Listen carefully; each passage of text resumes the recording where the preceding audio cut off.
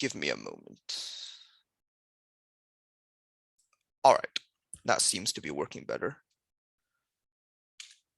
All right, so just on the agenda for today, we're going to be talking about a couple of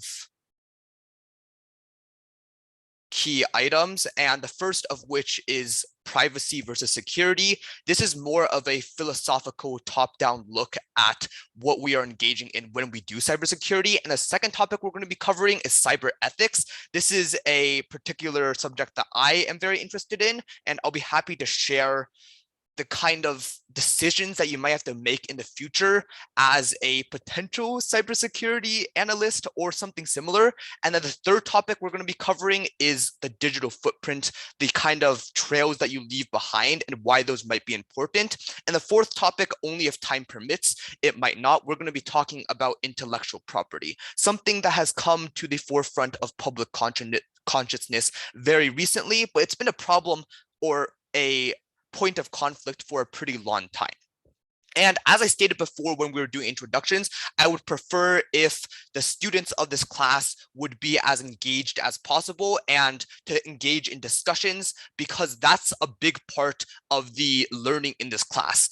Because especially for this lesson, out of all of the ones that are going to be taught over the month of July, this one in particular is a lesson that isn't really teaching you what to think, but rather how to think. This class is going to require everyone to be engaged in order to get the most out of it. It shouldn't just be me standing up here and talking about these subjects. It requires you to really think about what topics I'm talking about, and also to think about ways that they can actually be applied. But with that bit of a introduction out of the way, we can move on into the actual meat of the lesson. So the first topic, privacy versus security. So this is something that has come up a lot, especially in regards to what the government should do in regarding the privacy of its citizens. But I would just like to start from a historical analysis point of view. So take a look at these two men up here. You probably, well, actually, does anyone recognize any of these two?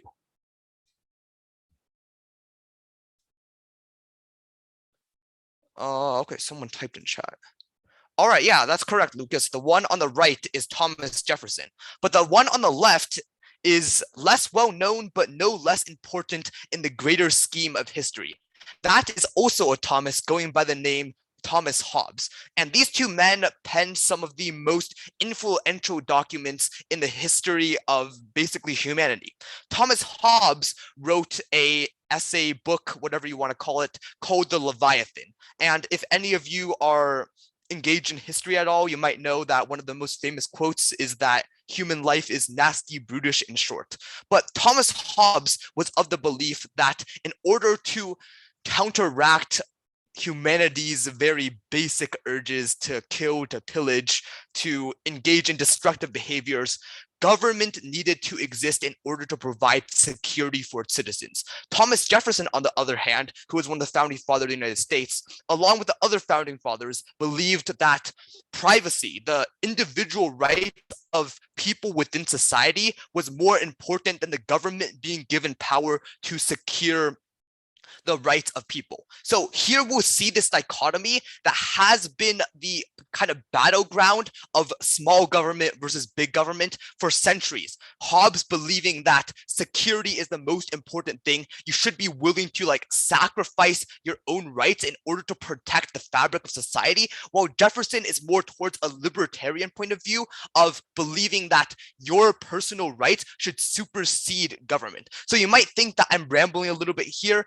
about these very nebulous philosophical terms regarding these two individuals, but when you take this into the context of cybersecurity, it becomes supremely important. So when you're doing cybersecurity, you have to balance whether you want to give the users privacy of the utmost respect, or if you want to give them more security, because you clearly can't really have extreme privacy and extreme security at the same time. You can't adequately protect a client or an individual if you are not given access to some of the inner workings of their device or their personal lives. That information is crucial for you to build the better defense. So as like people that are interested in cybersecurity, you really have to evaluate sometimes what is the role of privacy when you're doing your work and what is the role of security. Because clearly you can't go too far in either extreme. If you're willing to give your users utmost privacy, you don't know anything about them, there's no way that you can adequately design anything to help protect them from hackers. On the other hand, if you completely disregard their privacy and you just collect all the data you want about them, that means that while they might be more protected from hackers, there's also a potential that on your side of things, you could be the subject of an attack and all of that data just goes out into the world. So there has to be a balance that's struck here in order to truly provide the best protection while maintaining privacy for the individuals involved. All right, now let's move on to the next slide. Hopefully this works. All right, there we go. So this is, I went over some of this material already. You'll notice that this is 9/11. And why I want to talk about this is that in the aftermath of the terrorist attacks on the Twin Towers, what happened was that there was a big push for reducing privacy and in order to have an increase in security. The government, individuals, everyone was pushing towards like the government being able to look more into our personal lives in order to increase the security of the nation as a whole. And while you can disagree on whether this is the correct thing to do, it was definitely something that was very important because in the aftermath of terrorist attacks that rocked the nation, it was definitely on everyone's minds to have security be put above everything else. So now I want to pose these two questions to you. Does anyone want to answer any of these? Just speak up, type in the chat, it doesn't really matter. If no one speaks up, I'll have to call on people. So anyone want to take a crack at these questions?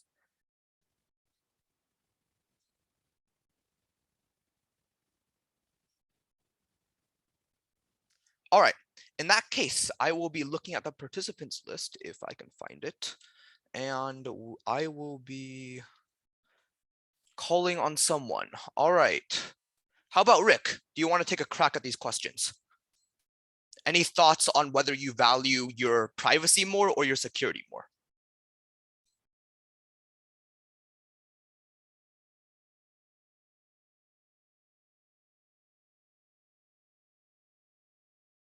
Rick, can you hear me?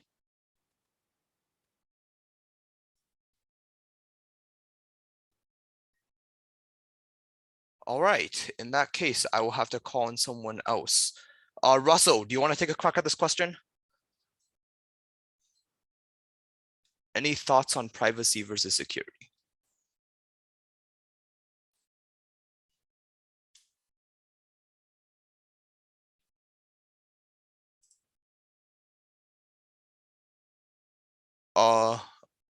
Okay. I will excuse you. Hold on, sorry, I can talk now. All right. So I think privacy over security, probably in like where I am now during this time, I am in my own home, and I believe that privacy would I would value privacy over security. Okay, that seems like a reasonable assumption to make. But let's say the scenario changed a little bit, all right? So let's say there was recently just a terrorist attack in the state of Oregon on in Portland. Hundreds of people have been killed. Would you be willing to sacrifice some privacy within your own home in order to make sure another attack like this doesn't happen again? No, I believe that my home is no one else's business. All right. Perfect example here of this is a very reasonable belief to have, and this is definitely more in line. If we'll go back to the last slide, let me click over. Oops, wrong place.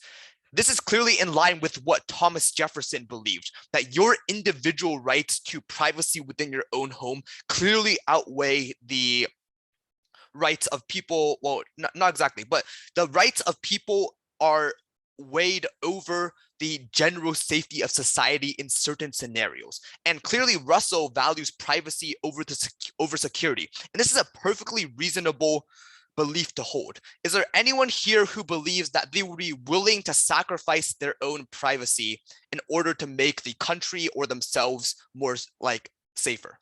Anyone? You can type in chat too if you wish.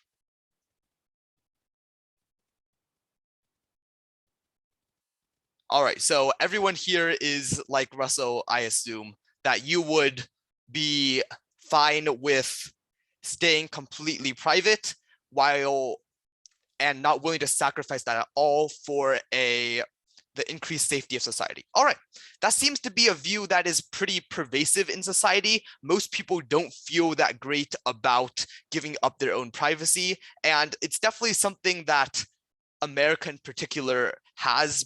I would think that some other countries in the world would be less hesitant with giving up their own privacy.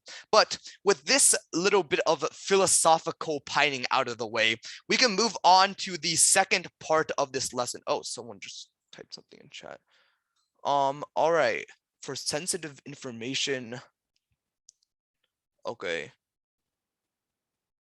All right, so depends on how much privacy. All right, so Henry seems to think that. All right, Henry, if you don't mind elaborating on that a bit more, how much privacy would you be willing to give up in order to stay secure? Just on an offhand note. I think that if you just gave like a tiny bit of your everyday lives, not like too deep into it, just like the basics, I think it should be fine. Yeah. So here we have someone who kind of disagrees with Russell, right? Where Henry here would be willing to give up a tiny bit of their privacy if it means that they live a safer life. And you could see that some people are definitely in agreement with this view as well, because they probably wouldn't mind a tiny bit of government intrusion in their lives. Most of us already know that the government tracks us on a certain level, and we're perfectly fine with that, considering that no one is causing riots or hating the government for what they're doing. And we also acknowledge that giving the government some information could be a good way to keep us safe in the future. All right, and I noticed that Pei Yi Wang said something in chat that not dying would be good, and the cost would just be sacrificing some privacy. Yeah, so in line with what Henry said. Yeah, so I don't think that lots of people are very extreme about their beliefs here. No one really values their privacy so much to a point that they wouldn't be willing to give up any of it just to get some additional security. But no one values their security to the point that they would be willing to give up all of their privacy for it. So as it all just comes back down to having a good balance of privacy and security. And this is something that is important not only for cybersecurity, but just in general in order to keep society together. All right, so now let's move on to talking about cyber ethics. If this will work. All right, there we go. Cyber ethics. So I will start this off by giving a scenario. All right, is anyone here familiar with the trolley problem? If you are, okay, we have people. All right. Lots of people here know about the trolley problem. So given that you know about the trolley problem, would you pull the lever? Would you decide to sacrifice the one person in order to save the five? Does anyone have thoughts on this?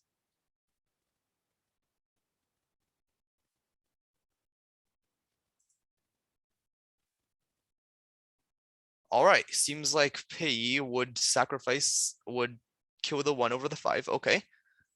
Lucas seems to agree as well. All right, so I think in general, I found that people seem willing to sacrifice the one person in order to save the five. But before I go any further, for those of you who don't know, the trolley problem is a famous thought experiment, whatever you want to call it, where you are the unfortunate lad at the lever. Oh yeah, don't worry about the track being a loop, but you're the unfortunate lad at the lever and there's a trolley going down the track. If you decide to do nothing, the five people who are unfortunately tied down to the track will lose their lives. However, if you decide to pull the lever, then the trolley will move down the other track and run over the one person there. So if we ignore the fact that the track actually looks like a loop, most people would choose to sacrifice the one person in order to save the 5 people. But let's change this up a little bit. So let's imagine a different scenario. You are a doctor and you're working in a hospital. You currently have 5 patients who are in desperate need of organ transfers. They would die within the next hour if you do nothing. And you just happen to notice that in your hospital waiting room, there just happens to be an individual that is perfectly healthy, just here for a routine checkup. Would you sacrifice that one person in order to give the other 5 the vital organ transfers that they need? What are your thoughts on this now? Yes or no? Oh, and you can unmute and speak up if you want to elaborate on your thoughts a bit more than in the chat.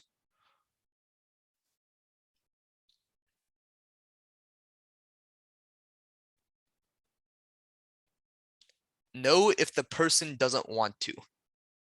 All right, so you would only sacrifice that one person if they were consenting to being sacrificed, right, Henry? All right, so, and I guess Pei just, okay, yeah, yes, if they consented. But is there any fundamental difference between this and the trolley problem? Because you're still like, this is one of the things that kind of is very interesting, because most people will be willing to sacrifice that one person in favor of the 5. But once you change the scenario a bit, you'll find that sacrificing the one person in the waiting room is different from sacrificing that one person who's going to be run over by the trolley. Yeah, okay, so Lucas and Pei are bringing up very good points where, as a doctor, you swore an oath to do no harm, which means that you shouldn't be cutting people open to steal their organs. And Pei is mentioning how there's some degree of choice. Yeah, okay, yeah, I like what Melon said too about how the one person in the hospital is like perfectly healthy, but the person in the trolley problem is at risk of death.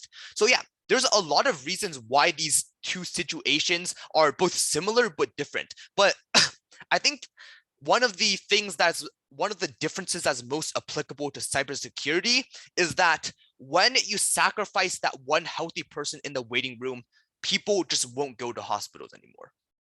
You're setting a dangerous precedent that anyone, anywhere in a hospital waiting room could just be taken and cut up and then have their organs given to a greater amount of people. And this precedent is probably the most impactful difference between these two scenarios. Because once a precedent has been set, it's very hard to break. And it also leads to a kind of back justification of what actions can be taken. Once this event has happened once, it'll happen again and again and again. So clearly, we want to avoid setting this kind of precedent where if you're just chilling in a hospital waiting room, you'll be at risk of getting yourself cut up and having your organs forcibly donated. So, all right, last scenario here, all right? This one is one that came up in the news a couple years ago. I actually wrote out this scenario because I'm less familiar with it than the other ones, but I'll read it out for the class to hear. You work for a tech company that produces cell phones. A terrorist who was involved in an attack on a bus station is believed to have information pertaining to the attack stored on his phone.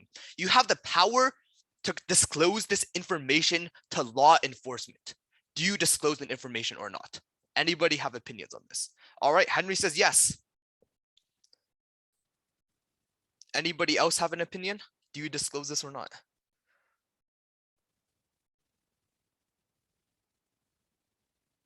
And Henry, if you want to explain, if you wouldn't mind unmuting and like explaining why, that would be great.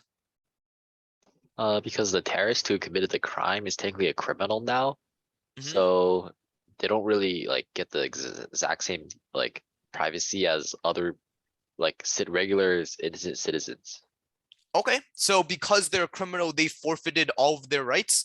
That is interesting, and I think that that's probably the best justification here. And I noticed that Russell has said that it's a slippery slope. Yes, it is a slippery slope, and Pei echoes this sentiment. Other people might get suspicious of the company. Yeah, so This example is basically the last example that I just brought up with the patient in the waiting room, because it sets this horrible precedent where the moment you are willing to give the police this information, or FBI or whatever law enforcement agency, you're opening the door for any future investigation to take technically private information and give it to the police or law enforcement just for the sake of solving crimes. So this just illustrates how important it is for privacy to be valued, because specifically for this example, while in this case it might be justifiable that you can disclose the information, it sets a precedent that in times of dire need or an emergency, it is morally acceptable to crack into a potential backdoor in a system in order to gain information. So this is probably not the best precedent you want to set in general, but it is one that might be necessary at the moment. And just on a broader view of this topic, this has been a pretty big debate. Like when this actually happened in the real world, it was a case where the FBI requested Apple to decrypt data that was held on the iPhone of a shooter, and Apple refused to do so, saying that it was like a moral violation as a company, but also that they literally could not decrypt the data. So when this happened, most people it's kind of hard to pick a side here. On one hand, you have to value like security, public safety, but on the other hand, you have to know that if the company chooses to do this, they will be violating the public's trust, the consumer's trust, and it sets a pretty bad precedent for the future. So this really, all of it just ties back into the philosophical concepts I mentioned at the beginning of the lesson, where Thomas Hobbes and Thomas Jefferson arguing for different approaches to society. All right, now we'll watch a quick video about talking about whether or not companies should even have the ability to decrypt data on people's private devices. Obviously, most companies that build devices or software or hardware probably have a way to extract the data and decrypt it, even though they value privacy. Like most websites, YouTube, Facebook, apps like Instagram and whatever, they probably track your data to the day and the minute. And they all have their ways of getting that data from you. But this video argues that there shouldn't, some parts of the device, some parts of the data should stay secret forever. So let's see if this video works and if it will load. All right, some of you may have heard of this YouTuber. I don't know. I know that he's pretty popular. So I will play the video and we could just watch it together and we can have a discussion afterwards. I will go, actually, it might not work if I go on mute. All right, I'll just start the video right now. Jayden, I think you didn't share your sound. Oh, really? Yeah. All right, how do I share my sound? I think it's a share setting, like on the drop-down box. Okay, I will try and take care of that. Thanks for telling me. Okay. Can you Talk hear it about now? locks. Yeah. Physical and the digital. In the physical world, locks aren't as good as you think they are. The lock on your door stops worries, not burglars, as 2 minutes of searching will reveal. Spend more, get more, but all fail with tools and time enough. That physical locks are bad at locking mostly doesn't matter in normal life because burglars are constrained by the physical world. A burglar must cruise the neighborhood, spending their time to pick a target, which makes a house that looks secure most of the way toward being secure. Each target house can then only be attacked one at a time and comes with a risk of being physically caught in the act. But digital is different. The constraints of the physical no longer apply. On the internet, a digital lock must protect you from not just the neighborhood burglar, but all burglars everywhere, for on the internet, there's no such thing as distance. Internet burglars don't crack digital locks personally, they build burglar bots that try millions of combinations just to see what opens. One lock down the street or a country full on the other side of the world, it's all the same. Actually, other side of the world is better. A dude in East Whateverlandia stealing your identity has a near zero chance of getting caught. This is bad news, but thanks to mathematics, digital locks can be made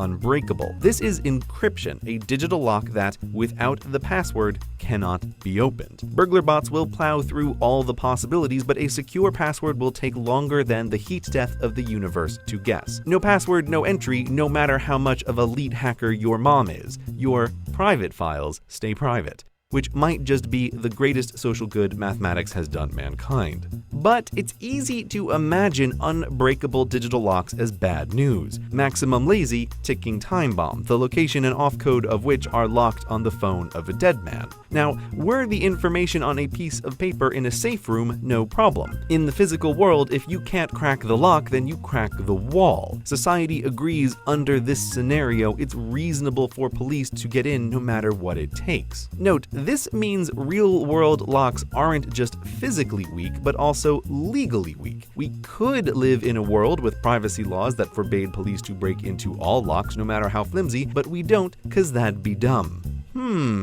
This is where gears turn in government heads. If digital locks are physically invulnerable, maybe they can be made legally vulnerable. To require digital locks be built with a keyhole for which police have the key. Highly secure, top secret, for emergencies only, surely. This legal vulnerability to ban citizens from owning perfect digital locks, to require companies manufacture their devices with keyholes, is an idea that many governments are interested in. And governments point out that a warrant which lets police into your house and into your papers should let police into your phone. If your home is your castle but the need pressing enough, the police bring a battering ram. But there's no battering ram to crack open a well-locked phone to comply with a warrant. Not helpfully anyway. Which is a problem. Again, we all ideally want police to crack digital locks sometimes. But at our current level on the tech tree, digital locks that cannot be opened are a thing that exists. And because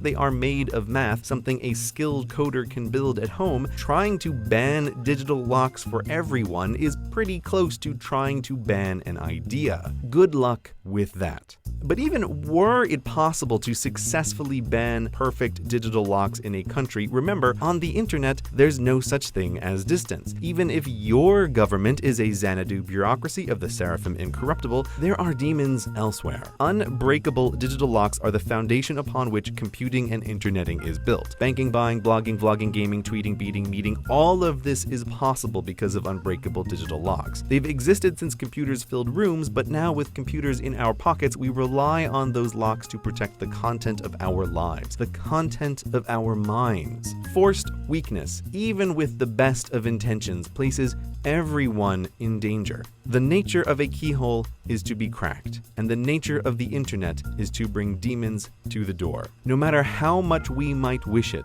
there's no way to build a digital lock that only angels can open and demons cannot. Anyone saying otherwise is either ignorant of the mathematics or less of an angel than they appear.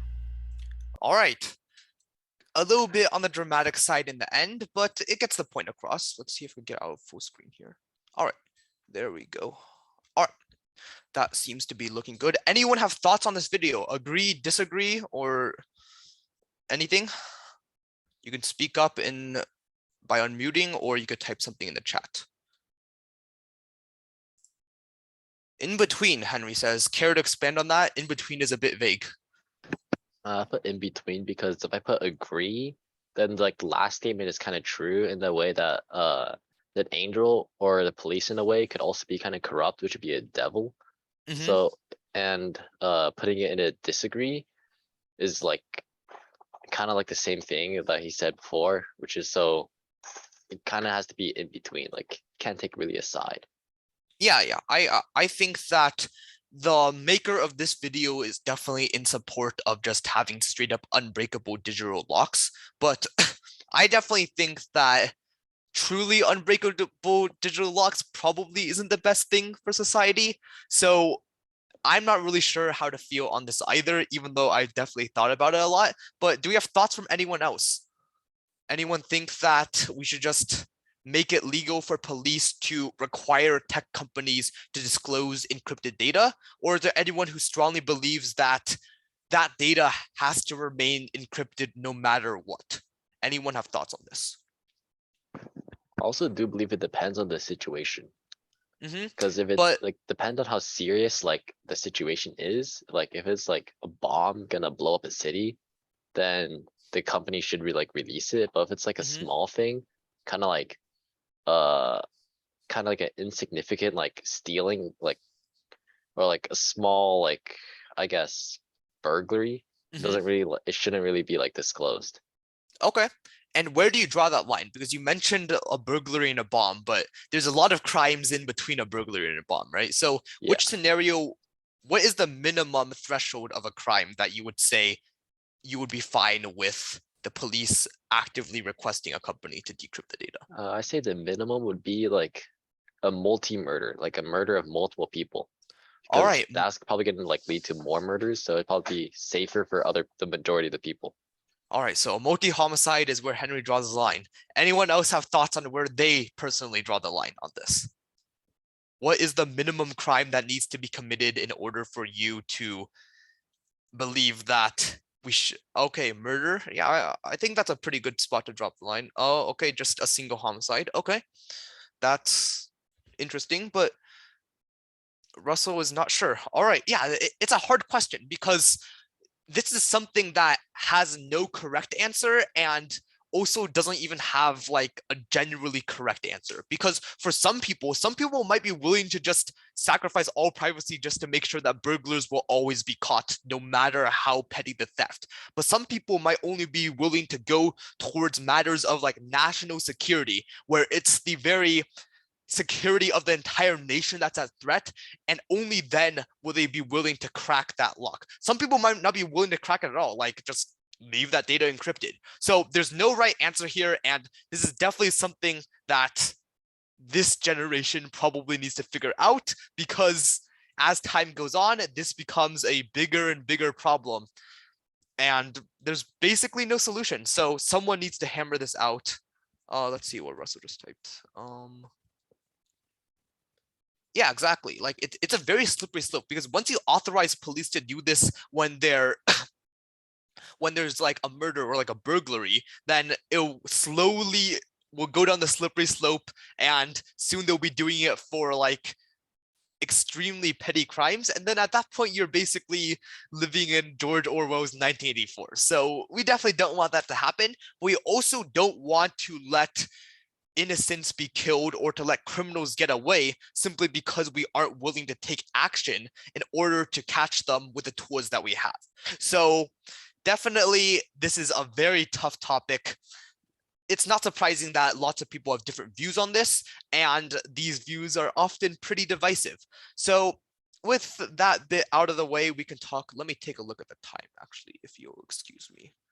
Let me stop my share for a moment.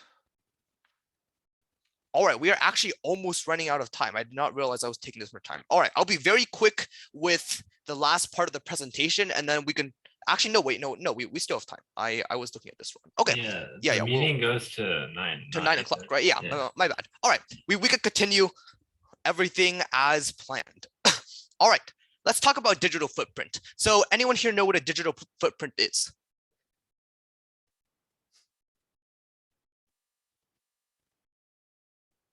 All right, it appears that no one here knows what a digital footprint is. Let me try and find. Oh wait, no, people do. All right, so how about Milan? Would you care to explain? It's kind of like the imprint you leave behind on the internet of like stuff you've done. Yeah, exactly. So it's like a physical footprint, right? I go hiking and then I step in the mud and then there's a print of my shoe. And then the same thing happens on the internet. I go around, I do some stuff, I post some stuff, boom, it's just left there. And there's definitely been everyone here has probably heard the advice that what you do on the internet is permanent, and you should be careful about what you do, what you say, what you tell others on the internet. And that is definitely good advice to have, but that's a discussion that's probably been had 1,000 times over, especially with people in our generation. So it's definitely like well-trodden ground, nothing really going on here. So I will try and mitigate the amount of time I spend talking about that, and I'll just lead a quick discussion about whether or not our footprints should even be permanent, even if they're on the internet. So we can take a look at this article. Let me see if we can copy it. Okay. let's see. All right, so let's just have everyone read this article. This is one that kind of explains why colleges would look at a student's application as well as their social media account. So this kind of exemplifies one of the more important aspects of your digital footprint. If you've been saying like racist stuff on the internet, it's probably not going to be a good look when you go to apply to college. And there's definitely been highly publicized examples of students who have had their past selves actions come back to haunt them when they apply to college. So we can all, if everyone can access it all right, we can take a bit of time to read this article, and then we can have a broader discussion about what role our digital footprint should play in our lives. And I'll just go on mute for this section, for this amount of time. I'll give everyone maybe 10 minutes max to read the article, and then we can do a discussion afterwards. All right, I will go on mute now.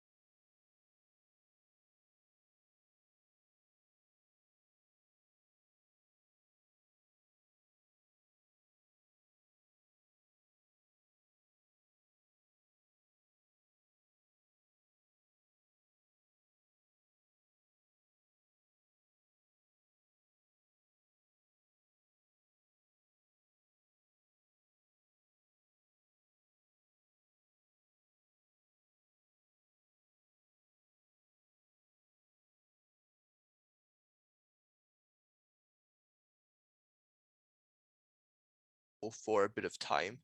Is anyone here not done with the article? If no one says anything, I think we'll be good to continue with our discussion.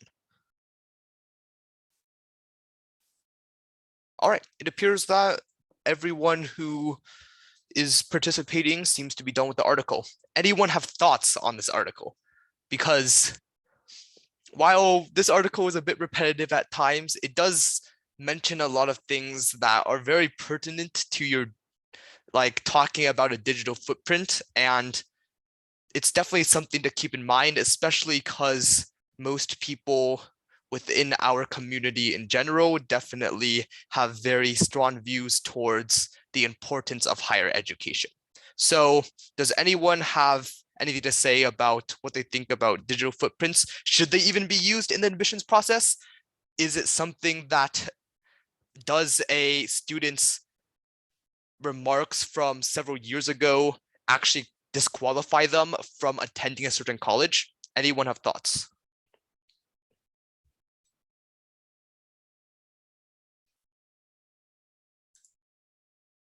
All right, so Pei believes that, okay, so we have a bit of a disagreement here. So if you could elaborate on that a bit, Pei, I would be very happy to hear you. So you don't believe that remarks that someone made in the past should, even if it's on social media, you don't think that it should, you don't think that it matters in regards to the college admissions process? All right. Okay, so Meilon seems to agree with what Pei said. Okay. Do either of you care to elaborate?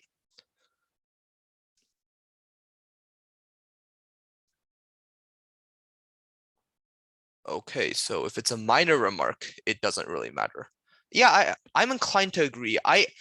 The trouble is that it's very hard to define what a minor remark even is, especially because it depends on the individual, and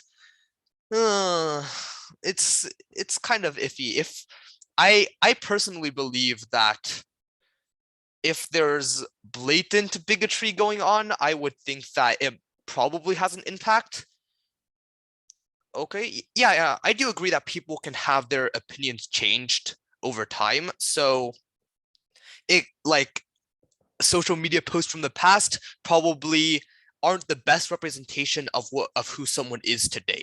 So yeah, okay, I do agree with that, Milan. That's a very good point. But Henry's, wait, who said, yeah, Henry seems to agree that social media remarks should be used in the admissions process. Do you have anything to say about that, Henry?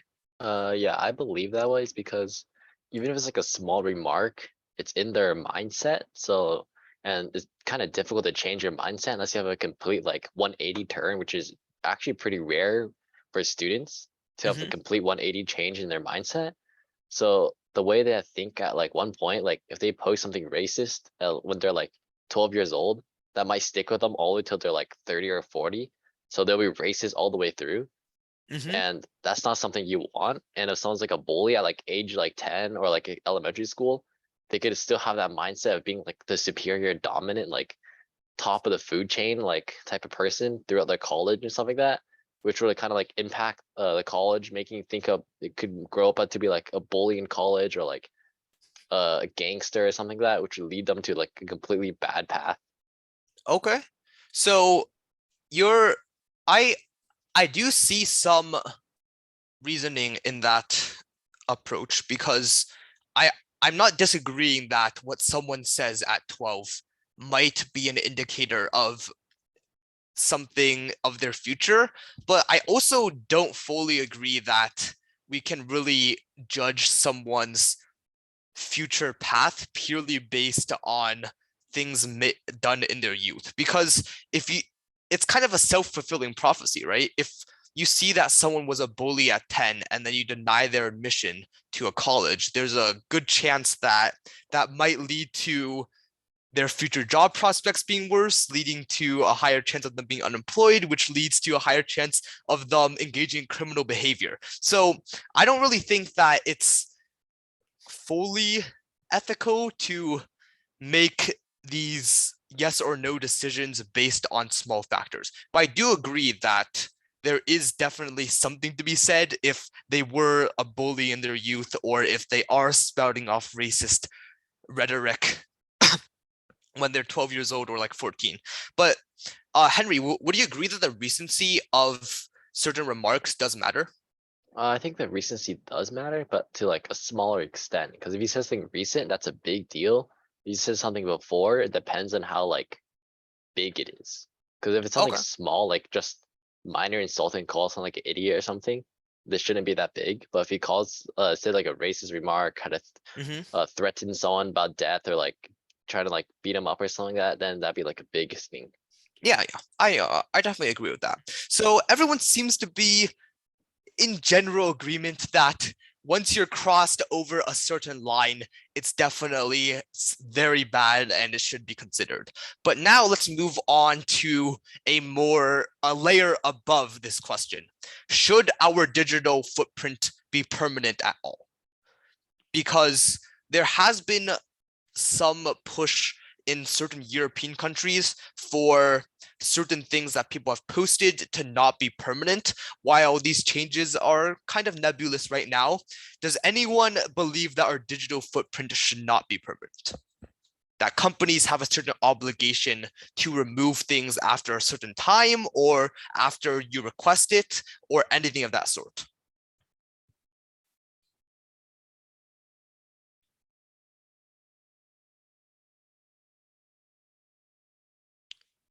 Well, Or yeah, go sometimes for it. like what you do on online can be taken out of context, and Mhm. then people will complain, and then it'll create a lot bigger problems and like lots of controversy.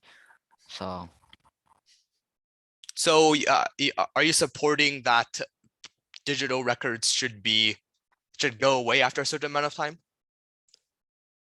well, first of all, they would just build up in the servers of the companies, and then also after like a decade or so, like people would Mhm. forget what they have done unless it's like really big. Yeah. But we definitely have seen, like, not specifically online, but people have been lambasted or criticized in society for things that they have done decades ago. While some of those things might differ in magnitude compared to comments made on social media, there is precedent for people being like dragged out of the woodwork and criticized for what they've done. I noticed that Pei is saying that it might just be good for the servers if the information piles up and like we could purge it sometimes. I'm not too familiar with how huge tech companies handle like their server side problems, but I do think that there's probably enough storage space existing that it shouldn't be, it isn't a problem of there's literally not enough space to hold everything. So yeah, it's probably not that big of a problem, but I guess overall erasing people's digital footprints is something that is controversial, just like a lot of the stuff that I've talked about today. But I noticed that Henry's saying that it could incentivize people to say bad things because they know that will eventually go away, and then they could just kind of like chill for a little bit and like continue saying bad things. Yeah, I think there's a certain amount of incentive there, but also there's also just the factor to consider that when you initially make a racist remark, a sexist remark, when you do that, you're probably going to be criticized for it anyways. Like, it's not like you're just able to avoid punishment entirely if your digital footprint goes away after 10 years. So might not be the biggest factor, considering that people who do say those things probably aren't considering the future very much, because those things are like rarely said in a calm state of mind. All right, what did Melon type? Okay, yeah, I do agree with that, because even if, let's say, Twitter started this policy where after 10 years your account is completely refreshed, everything goes back to normal, you can still have the screenshots saved by others, you can still have like it's still in people's memory, right? Even if it's completely wiped from the servers, people's brains are something that you could probably never wipe. So in that sense, the permanent digital footprint often maybe becomes like a permanent biological footprint. So yeah, very good points brought up here. And let me take a look at how much time we have left. All right. I think we have enough time. This was a really good discussion. Thank you to everyone who contributed. I will be going on very briefly about intellectual property. So anybody know what intellectual property is?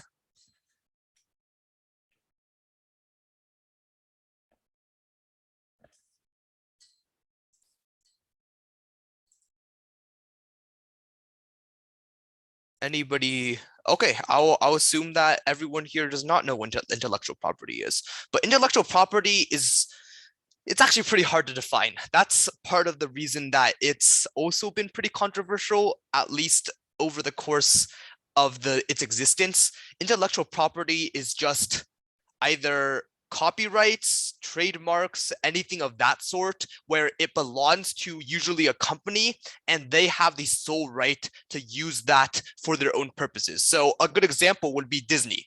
Disney has access to Mickey Mouse as their intellectual property, and as such, they're allowed to use to like make Mickey Mouse merchandise, put Mickey Mouse costumes in Disneyland and Disney World, and do all sorts of things like that. And they are the only ones that can do so. That is one of the crucial parts with intellectual property, is that once you own that intellectual property, it's yours to use, and anyone else who uses it is liable for legal trouble. I think I have a video here. All right, no, there's just a slide. I'll talk a bit more. And the same thing applies for stuff like books. Books like, I don't know just any book belongs to the author who wrote it. And if you try and reproduce copies of that book, then you're technically violating the law unless you get permission from the author first. So this actually brings up a very interesting point regarding intellectual property, because there's kind of a legal framework that's currently in place where after a certain amount of time, the intellectual property of certain individuals or companies will enter into the public domain, which means that anybody can use it for basically no cost. So there's a couple books, I cannot remember which. It might have been, yeah, I can't remember now, but certain books have entered the public domain, which means that they can be reproduced and used without any cost, and you're not in legal trouble if you reproduce and use it. One of the more recent examples is that I believe that Winnie and Pooh has entered the public domain, which means that people can use those characters, make their own books about them, and the whole shebang. So why is this pertinent like right now? Well, intellectual property is one of the topics that can become very touchy, because as I mentioned before, Disney has had the unfortunate habit of trying to extend past the deadline their intellectual property. Mickey Mouse probably should have phased into public domain like literally decades ago, but there's always going to be legal shenanigans going on and lobbying by Disney that will lead to its amount of time as the intellectual property of Disney to go on longer and longer. So this is probably it's a pretty big point of contention. There are definitely convincing arguments for supporting our continuation of intellectual property, but also lots of evidence that show that it might not be the best thing going forward. So I will play a short video. This one is a bit slanted towards opposing the whole concept of intellectual property, but it does do a pretty good job of explaining what it is and how it interacts with the legal framework we have today. And intellectual property is pretty important in the realm of cybersecurity, computer science in general, because in regards to like code online, it's honestly pretty easy to just like take someone else's code or just copy something from online, and that's where like intellectual property kind of gets fuzzy. And it's especially become fuzzy with the advent of like kind of gray area pirating of music, movies, videos, TV shows, whatever. And that kind of exists in a interesting area of ethics, because the biggest problem that people have with pirating is that, and just a preface for those who don't know what pirating is, it's taking a copy of like a song, an album, a movie, a TV show, and using it without paying money to the people who created it. And this is a pretty widespread phenomenon on the internet in general. And while it's not specifically pertaining to cybersecurity, it is something that can happen to a lot of different types of media. And the ethics around it are kind of not settled in the water yet, because it's lots of people make a distinction between pirating online and stealing, because when you go into a shop and you take a handbag, we obviously decide that that is morally incorrect. You shouldn't do it. However, once we get to going online and downloading a movie illegally, we kind of like have to think a little bit about whether or not it's actually illegal or whether or not we should be doing it or not. So we'll watch this video first, and if we have time left over, we can do a little bit more discussion, and then we'll jump straight into the Q&A. All right, I'll start the video right now, and I think my audio is still sharing.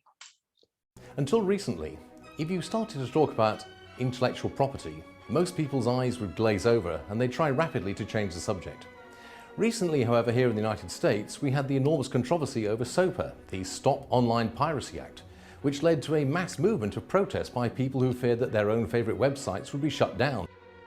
Over in Europe, the attempts to shut down the peer-to-peer music sharing site Pirate Bay led to the formation of a new political movement, the Pirate Party, which actually enjoyed considerable electoral success in both Sweden and Germany, despite being a one-issue party. So what is going on here? Well, what you need to realise is that this is not actually about online piracy. What we have here is an argument about intellectual property. And the reason why it's a complicated argument is because there are three quite distinct and different ways of understanding what intellectual property is. The first, and in some ways the simplest way, is to think that intellectual property is just like any other kind of property. Most people who take this view believe that intellectual property is a natural right, and that it should be understood in the same way as other kinds of property, as deriving ultimately from the creative labour of people such as writers, artists and inventors. If this were true, it would mean that every time you wanted to cite the Declaration of Independence, you would have to pay a royalty fee to the estate of Thomas Jefferson. So in practice, most people support the second way of thinking about intellectual property. This is that intellectual property is a special kind of property which is created by governments, and it has a number of features that regular property doesn't have. Most notably, it's time limited. What it also does is to give the holder of the intellectual property a monopoly right in the creative resource that they've created or purchased. And this gives them a higher income from that intellectual resource than they otherwise would get. The reason for doing this is to create an incentive for people to be more productive and more creative and inventive in areas like pharmaceuticals, science, literature, music, the arts, and so on. The third view, which I personally hold, is that intellectual property is both intellectually incoherent and dangerous. It's dangerous because in order to enforce intellectual property, you have to interfere with people's other property rights in real physical objects and to stop them using those objects freely and as they wish to. So you aren't able to freely use, for example, your computer, your MP3 player, or your video recorder. Huh? It's also, I would argue, unnecessary, insofar as it's quite possible to encourage and stimulate innovation and invention without resorting to the monopoly privileges of patents and copyright. And indeed there's some case for saying that what patents actually do is to stop and hinder innovation in many areas. The point is that this is a complicated and difficult argument, and it's one which divides people from all parts of the political spectrum, and not in the straightforward ways that you might expect. It's a division that cuts across the normal political divides and disagreements. And what this means is that it's going to keep on going. And because it's an argument with such widespread implications, we're going to see a lot more of it in the years to come. I hope you really enjoyed this. All right, there we go. A pretty brief overview of what intellectual property is, even though that's a pretty nebulous definition by itself. So is there anyone here who supports, actually, just go ahead and speak up or type in the chat, which form of intellectual property do you believe in, if you can still remember? Anybody believe in the number one definition of intellectual property, that if it's not provided by governments, it comes from individuals? Anyone believe in that? All right, it appears not. Anyone believe in the second type of intellectual property, that it's derived from governments and that after a certain amount of time, it enters the public domain? That's the current definition of intellectual property. So anyone agree with that?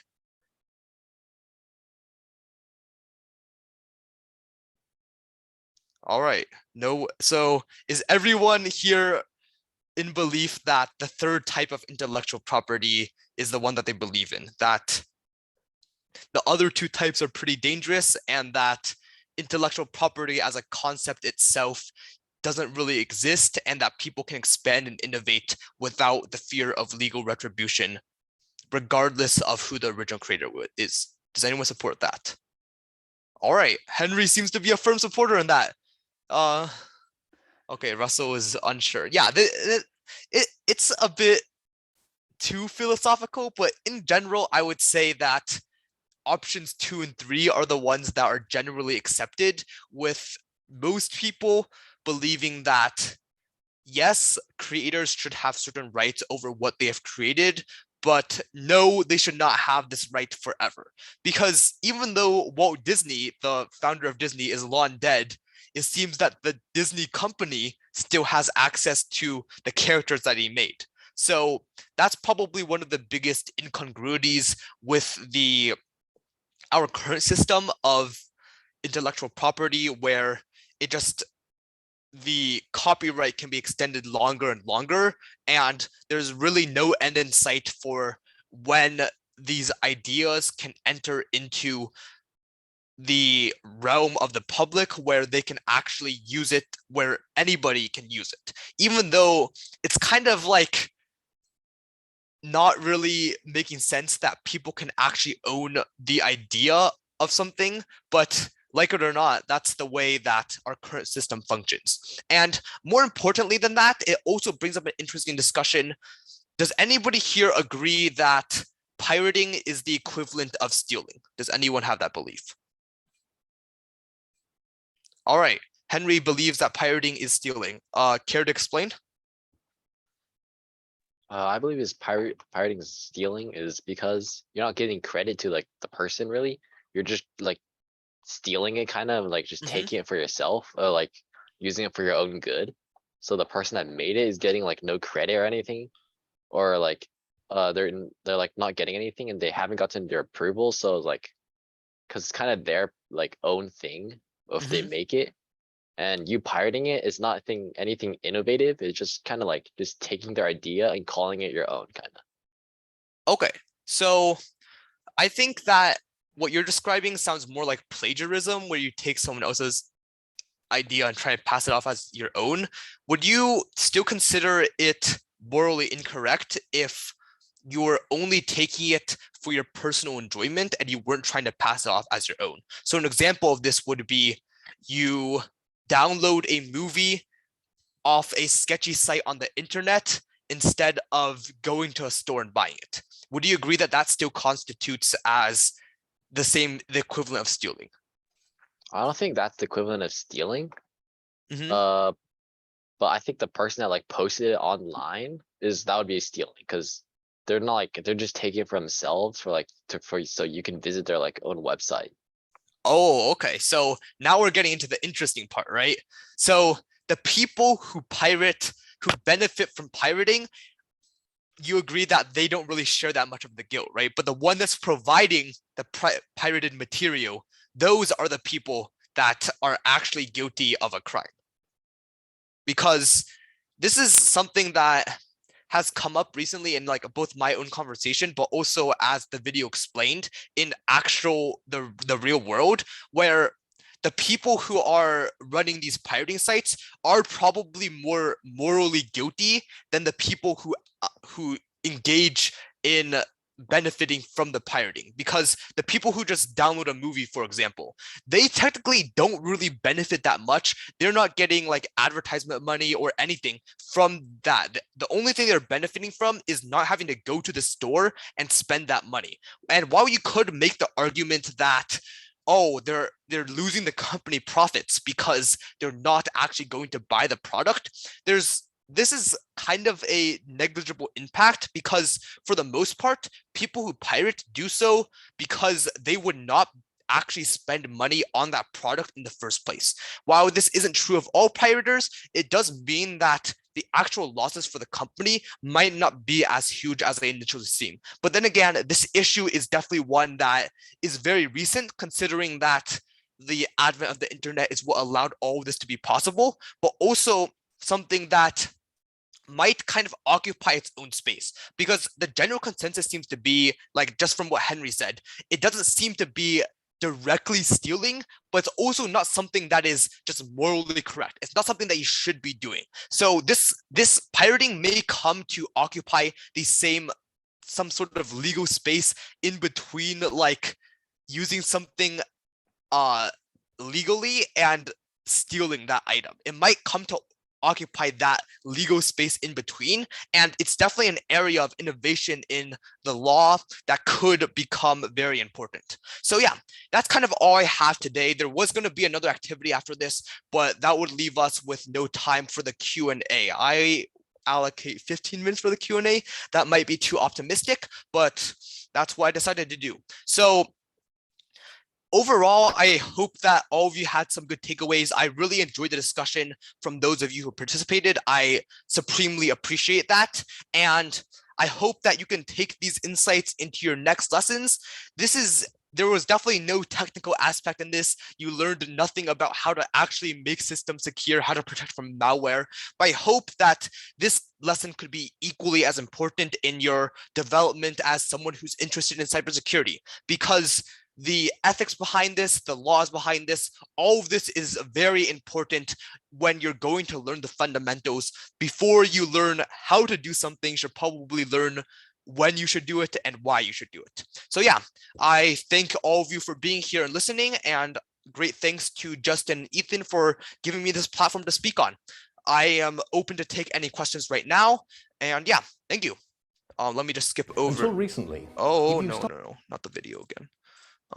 Yeah, I'll switch to this slide. And any questions, just speak up or type in the chat. One question that I have is, do you know any famous like cybersecurity related court cases? That is interesting. I do not know of any famous cybersecurity related court cases. Like, I guess the biggest one was the investigation into Russian interference into the 2016 election, but that one doesn't strictly qualify as cybersecurity. In regards to famous like political events, I would say the SolarWinds attack, if you've heard of that. That one was pretty big, and then there was the Colonial Pipeline one too. But other than that, there haven't really been a lot of cases regarding specifically cybersecurity that I know of, but I don't think that will remain the case for long. There's definitely going to be some sort of like unstoppable force meets immovable object with all of these like ethical problems running around. It's only a matter of time, I believe, before there's going to be something pretty big happening around regulation of what companies can do. And we've kind of already seen this to a certain extent with certain tech companies. Yeah, what Justin said. And like tech companies have already been regulated to a certain extent, and there's definitely been a lot of concern about privacy, especially with Facebook and Cambridge Analytica, I believe that's what it's called. But there's, at least within the US, there hasn't been a ton of like court cases regarding cybersecurity or just like tech in general. I think most of the regulation and legal battles that have gone on are happening in Europe primarily. European countries are more keen to regulate tech companies, whether that is to their benefit or not. Any other questions? Just a reminder that there is a survey form in the chat about this session. Yeah, please fill it out. We are looking for all the feedback that we can get. Also, like with the digital footprint and stuff, like companies can sell what they see you doing on their platforms and like sell it to third party people so they can like advertise to you and stuff. Yeah, like that is the case, which is, like it or not, it's also like a factor in the question of like delete digital footprint or not. Yeah, and it's probably one of the factors that leads to your digital footprint probably never being deleted, because it can be exploited by companies for profit. So I probably wouldn't be excited about a future where digital footprints suddenly go away. And I would be very, very surprised if any company voluntarily gave up like collecting user data, because like they're earning money off of it. Like, why would they give up that free money? Because especially for the big companies like YouTube, Google, Apple, you basically have to agree to their terms and services if you even want to engage with their products at all. And it's very hard not to. So they basically get to collect data for free because you have no choice but to agree to their terms. And there's very little incentive for them to start deleting your digital footprint when that's the exact thing that's making them a lot of money. So yeah, good insight there, Henry. Does anyone else have questions?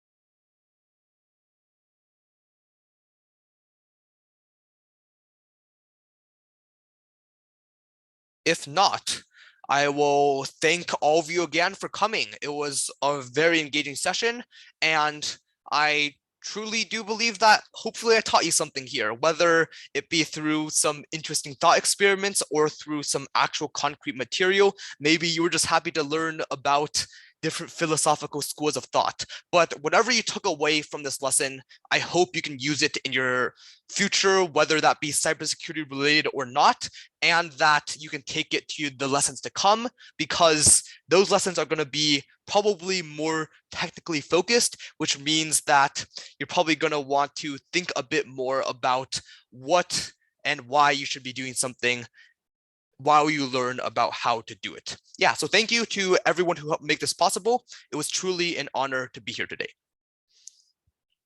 All right. Thank you, Jayden, for enlightening us on cybersecurity, law, and politics. It was very interesting to listen to your lesson.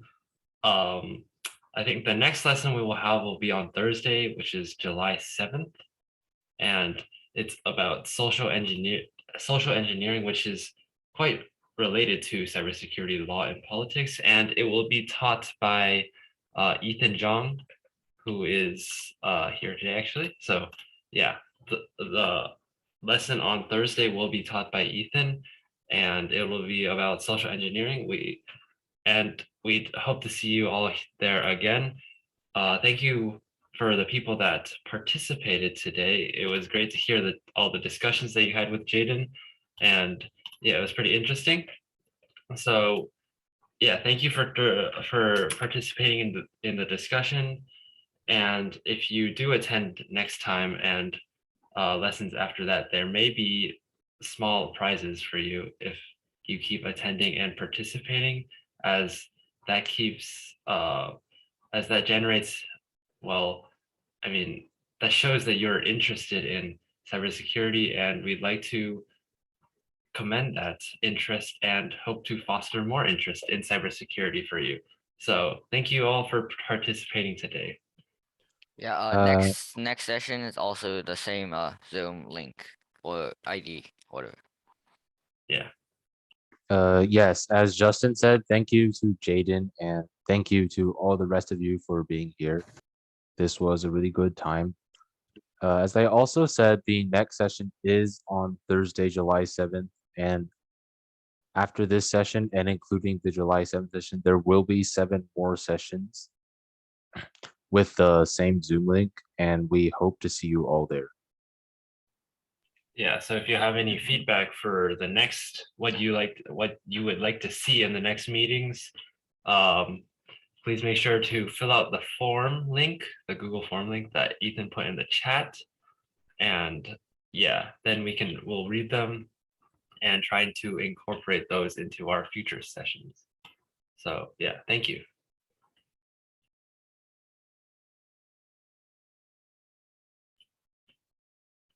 I think that's it for today then. So yeah. Thank you for attending. Thank you, Jayden, and everyone. Yep, you're Yeah. very welcome. We'll see you next time, I guess.